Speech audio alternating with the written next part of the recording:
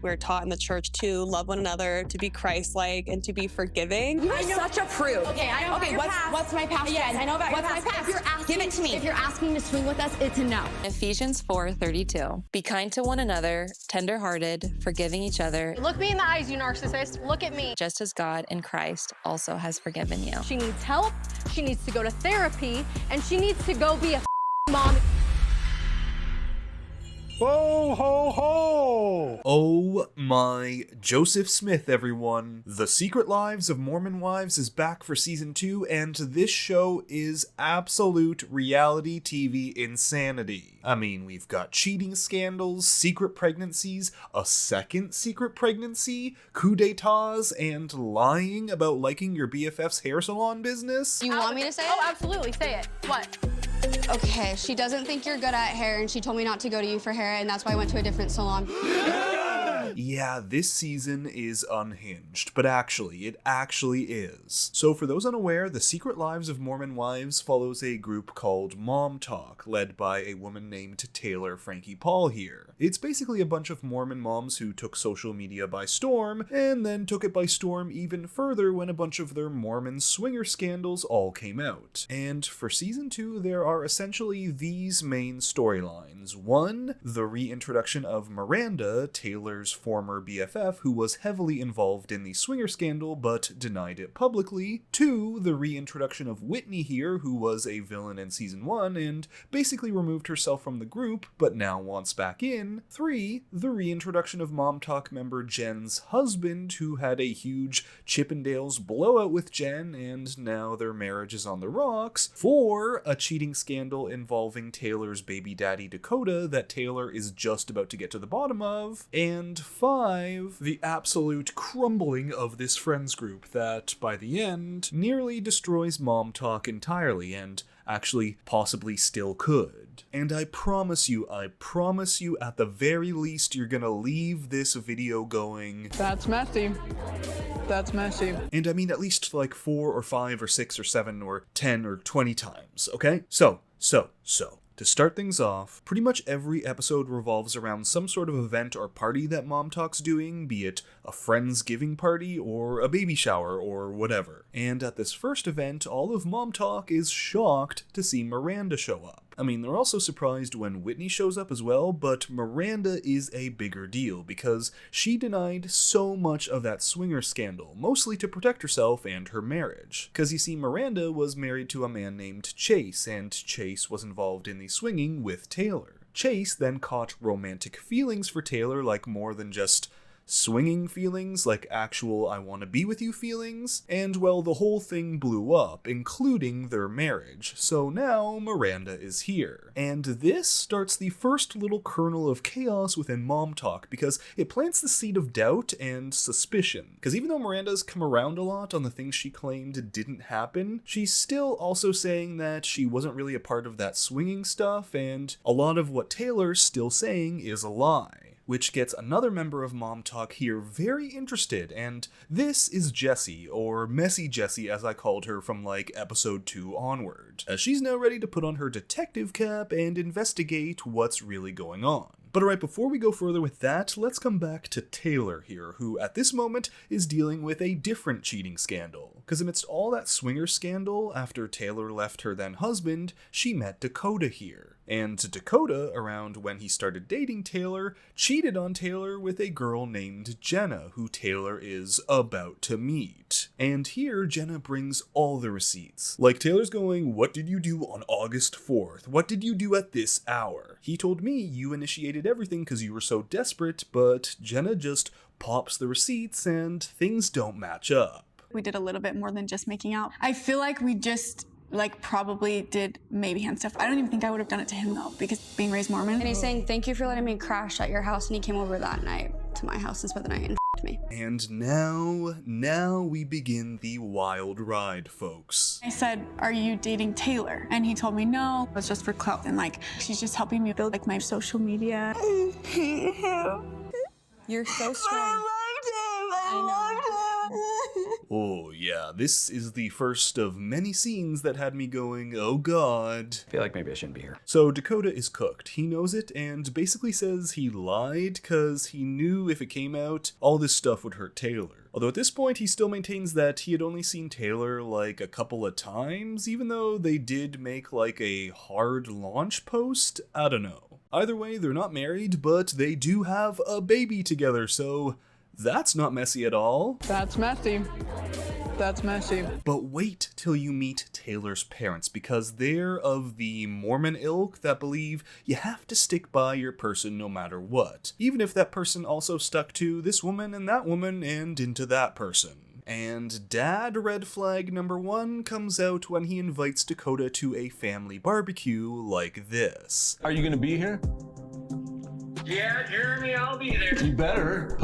Okay, so how's that for your typical Mormon stereotype, huh? Anyway, this barbecue goes to spooky Mormon hell real quick as Taylor's family starts to vehemently defend Dakota. Like her own brother says, I don't know, Taylor, it sounds like he's trying to work on this relationship and you're not. As if she didn't just tell them all that he cheated on her. He goes, and Taylor, you're pretty much the only girl I'm seeing. You come over the next night, me, and then you go and you hang out with another girl, and then he comes the next night and me. You're sitting there telling me that he came over and had sex with you? What does that say about you? Whoa, this is your daughter. The dude was playing her, she's at one of her lowest points ever, and this is your response? Human trash. So apart from Taylor's sister here, who says y'all need to separate, the whole family is a piece of work, cause Taylor comes out going, And when you hear your parents say that, like, why were you expecting to be respected? It, like, hurts. Finish. I was at my lowest. Let me finish. and after seeing and hearing this, Taylor's folks still come back with, give an inch so he could walk a mile. Just give 2 inches of sacrifice. Alright, does this man not know that that saying is a bad thing? Give him an inch and he'll walk a mile? Does he think that means something good? Oh, and this goes from toxic to both toxic and depressing real quick when you realize their baby is right there, and someone has to come and take the baby out of the room while they all scream. So yeah, Taylor's in a pretty messed up place around the same time that Jessie here decides to have a Halloween party, and you know what? She's so curious about what really happened with Miranda and Taylor, so... Miranda's ex-husband Chase is dating my friend, so not only am I going to invite him, I invited Miranda too. Oh, messy Jessie. No. But apparently having Miranda's ex-husband there, who said he was in love with Taylor, is not enough for Jessie in this dramaganza to come. Cause another storyline in MomTok is the marriage of Jen and Zach Affleck, who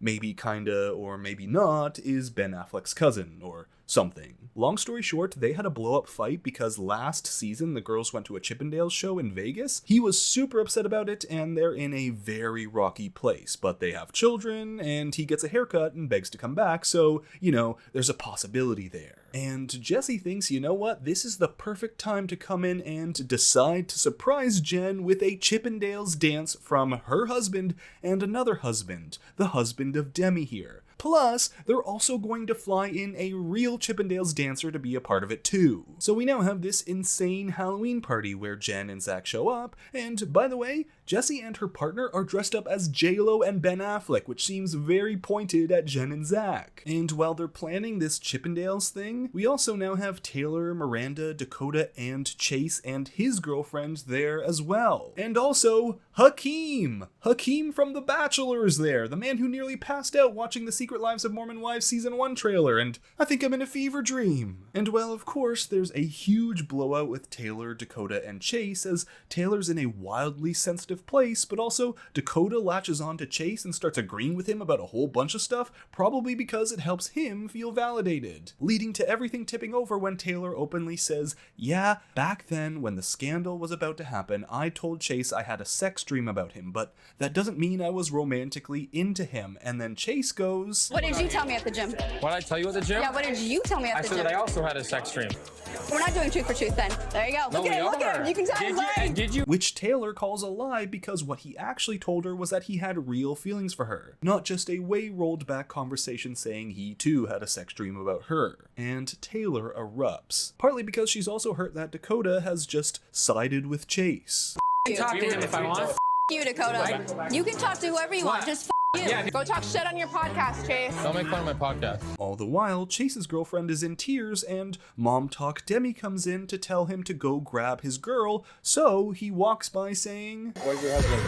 He's upstairs. Don't touch me again. and he touches her. He pokes her belly area, which happens to be a big puffed out cereal costume. But Demi takes great exception to that and yells for her husband, one of the guys doing the Chippendales dance for Jen.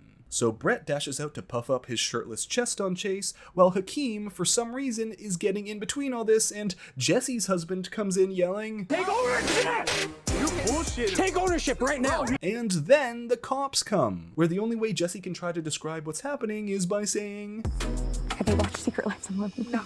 Cause if you have, this'll make the explanation so much easier. Anyway, once the fuzz leave, Jesse has Jen sit down for her and surprises her with that Chippendales dance, which Zach is fuming over. Not entirely because of the dance itself, as he's trying to show growth for Jen and their marriage, but because this all feels like a joke at their expense. All the while, Jesse says that this could be closure for their whole issue, which is kind of wild to think that you can just come in and do that for someone else's marriage without telling them. Except, no, she kinda did tell them. Well, she didn't tell Zach, but she did tell Jen, who was like, Brett is gonna come in like normal costume, rip it off into like a Chippendales. I love that. However, Jen is now backtracking on all this because Zach is now really upset. And in an attempt to try and be cool with all the MomTok friends and dads, he sits down with them, but it's here that they discover that Jen wasn't entirely truthful when she told them that Zach first gambled away the money he got from med school, or that he's even Ben Affleck's cousin, which he says he's not sure if he is or if he isn't, and so he's asked Jen not to tell people that. Oh, and the cherry on top of all of this is that right at this moment, Yep, I'm pregnant. leaving me in a whirlwind with half my brain watching this show like, What the hell is going on here? and the other rotted half of my brain going, I love it! Come on! So now everyone is side-eyeing Jen because they're feeling like there are a lot of half-truths floating around her. Meanwhile, Jesse's sort of given up on her quest to get to the bottom of the Miranda and Taylor situation, as those two squash their beef, but Taylor does list off all the things Miranda did. Sex in the shower with our husbands all together. Sex in the same bed at the same time. Blindfold each other.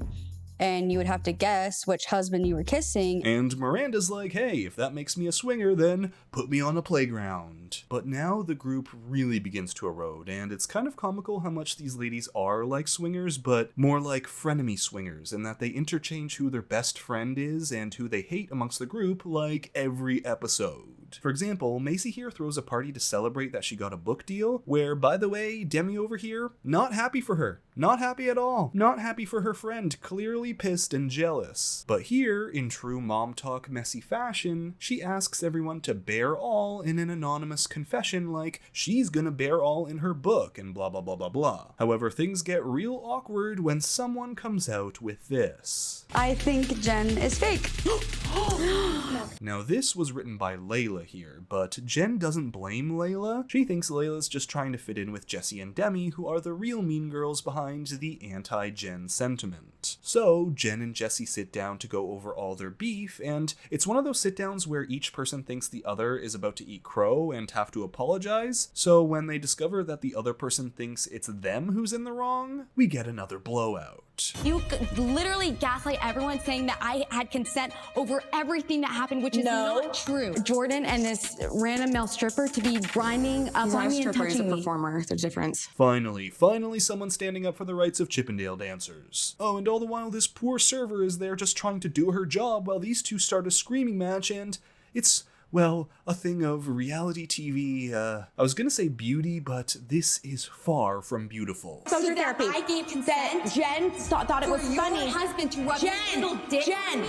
He didn't rub his dick on you. He had pants on. Okay, she corrected her on the pants thing, but I just want to note, no denial on the little dick part. So basically, everyone hates someone in this group. Like Whitney and Michaela also have a sit down as Whitney wants to squash their beef, but Michaela absolutely hates Whitney, and it won't surprise you to know that these two were also at one point BFFs. So Michaela comes up with a safe word to tell Macy over the phone in case she needs a quick exit from the sit down. Problem is, she muted her phone, so Macy can't hear a thing. At this point, it's kind of like a sisterhood that we've created. It just puts a tricky dynamic on like our sisterhood moving forward with like MomTok and that sisterhood there.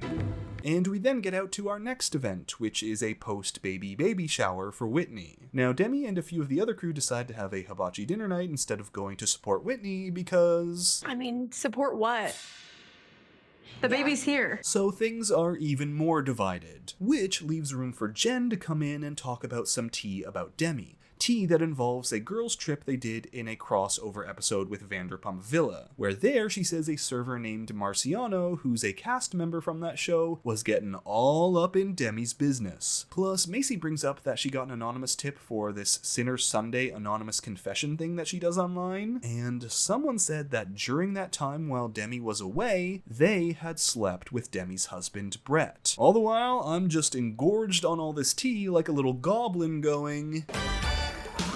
Oh, and there's also another girls' trip planned, cause Macy's co-hosting a celebrity pickleball thing because of course she is. And it's here where Jessie brings out another truth box because that always seems to be a good idea. We all agreed that it was a shit show last time, but they shouldn't be surprised that I'm doing this because I love instigating drama. Messy Jessie at it again. But really she says she did this cause she was hoping Jen would be there, who's not there now cause she's pregnant. So instead, we get questions like... Jessie, is Jordan's dick really tiny like Jen said? And you just know she pulls out a doctored photo to prove them all wrong and save her man's ego on TV.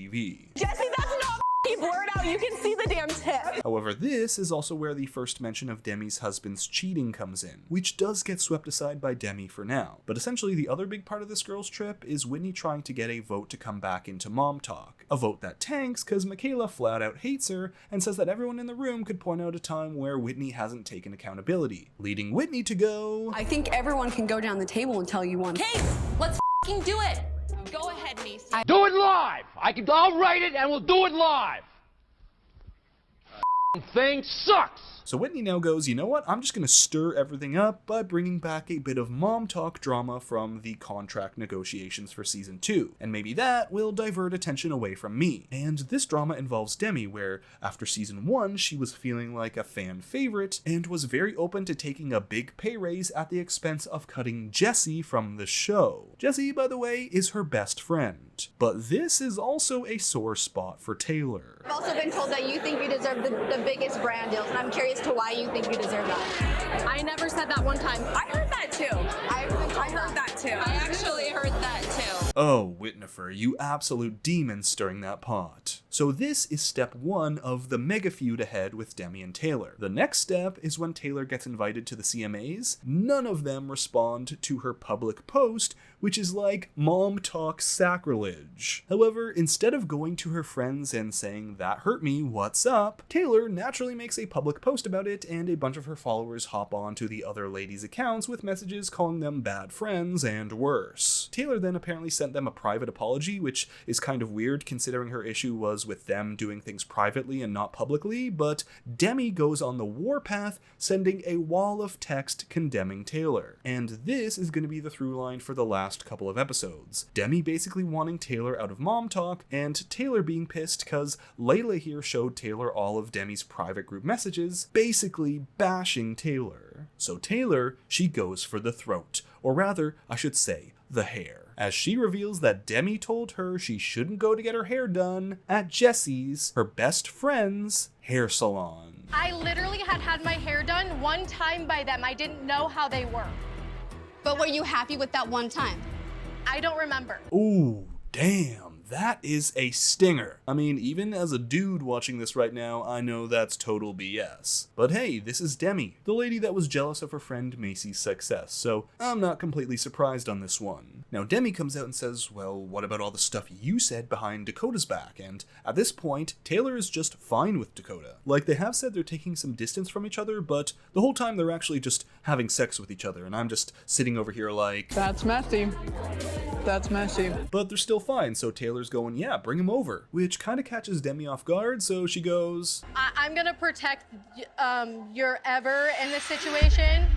And for Taylor, that crosses the line. bringing her kid into it is too much. So Taylor decides not to go to this next girls' trip to New Orleans, which means it's the perfect opportunity for Demi to canvass for the removal of Taylor from MomTok. However, people are starting to get real uncomfortable with Demi. Like, for example, this whole time Jen has removed herself from the show as she's battling mental health issues amidst all this drama and the pregnancy stuff, and so at this point she sends a video in tears apologizing to the group, saying she knows she's hurt people and she's stepping back a bit for the health of her baby and herself. And in response, Demi just goes, I have a hard time with someone who's sitting there being like, I've been working on myself, I've been coming so far. Things change though, like in a week and a half, they can. I don't know that I totally buy it. Okay, just a tad heartless there. So now, pretty much at this point, every time Demi opens her mouth, I'm like, A little bit manipulative and a little bit cowardly still. Like, I understand you're going through a hard time. Everything that just came out of your mouth is basic nonsense.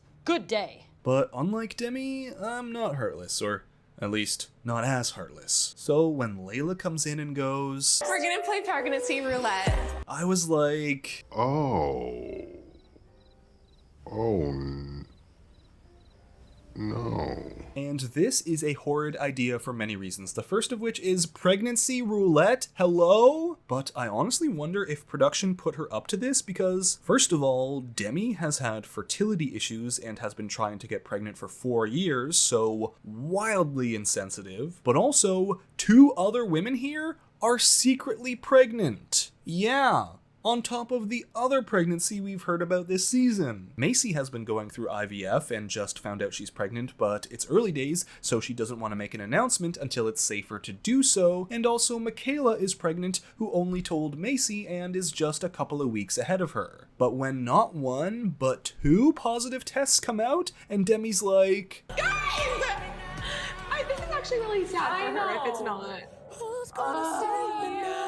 I mean, this is cruel. Because these tests were all done anonymously, and now she's in tears asking people to tell her who's pregnant so as to not give her false hope. But that also puts Macy and Michaela in awkward positions as it would force them to reveal their pregnancy early and also turn something that was supposed to be an exciting announcement into, well, this mess. So the finale for season 2 eventually culminates in 2 events. Demi's Christmas party where Taylor is not invited, and a MomTok vote on if they want to invite Miranda and Whitney into the group permanently. And you don't need a crystal ball to predict that another blow-up is headed our way at this Christmas party, as Leanne, Taylor's mom, arrives to drop off a gift like it's a horse head under your blanket in The Godfather. Did you give this to her? Wait, is there a card? It's gotta be because of the whole, like, It is because of the hair thing. Oh my god. Leanne also sits down with Demi to go over all the drama and says that Taylor right now is at her lowest, so she needs help from her friends. After all, she's a single mom, which gets Demi going. I hope you understood, and I've been a single mom as well. Demi was a single mom for a month. But I mean, Demi's not interested in anything other than Taylor slander at this point, so I don't know what we're expecting here. Still, that doesn't stop Demi from absolutely reaming out Taylor's mom. Welcome to the real world, Taylor. This sucked for us too. She needs help, she needs to go to therapy, and she needs to go be a mom. Which is the perfect cue for Santa's arrival. I just hope he's not actually a Chippendales dancer in disguise. But finally we reach the end of this mess, which actually is not the end of this mess at all, it's just the end of the season, where here the group votes to keep Miranda on as a trial member, but then elects Whitney to full-blown member once again. However, with that out of the way, it's time for Taylor to bring up Demi's desire to vote Taylor out. And in the ensuing argument, it quickly becomes clear to Demi that she's the only one who has beef with Taylor. So she gets pretty upset. If I was watching someone treat my friend and talk to, knowing the type of person I am and the type of friend I've been to all of you, I would be fighting to the death, defending each and every single one of you. I don't even know what they're gonna even say, what they thing, and then she asked me the whole thing, and I didn't even do it once. Okay, can I say, I'm not sure what Demi was expecting here. I mean, Taylor made MomTok. Taylor is also the reason all these women have this big following. It also doesn't take a business degree to understand that losing Taylor would be bad for all of them. Like, if Taylor left, they'd probably lose a lot more following than if Demi left. Still, all this protesting from Demi gets Layla over here questioning things, cause Taylor then brings up all the stuff that Demi's done, like with Jen and that Italy trip, and Demi starts to kind of stumble over her words at this moment. She lied about what happened in Italy. What was the lie? I'm curious. She said to... Here you are stuttering. Go ahead. And now, Layla's wondering if something more went on in Italy. So this time, it's Layla, not Jessie, putting on her investigator's cap as she invites Marciano over to get to the bottom of this. And Marciano reveals, oh, he was into Demi, but Demi turned him down. However... It's not even just to me. With Jessie? Allegedly, it was Jessie from the Secret Lives of Mormon Wives making out in public with this guy. If I was like dumb enough to do that, I wouldn't do it in public. Yeah, it wasn't Demi he hooked up with, it was messy Jessie. That is, of course, if we're believing everything Marciano says. And we're not just talking about flirting or making out. It's not just like a one-time hookup thing. You guys It's not like this was just some freaking one-night stand. No, it's a full-blown affair. Oh, those secret lives of those Mormon wives. So that's it for this recap of Season 2 of The Secret Lives of Mormon Wives. Thanks for watching, and if you enjoyed the video, make sure to give it a like, comment your thoughts in the comment section down below, and subscribe to the channel for more content. And until next time, Bachelor Fantake out. That's messy. That's messy.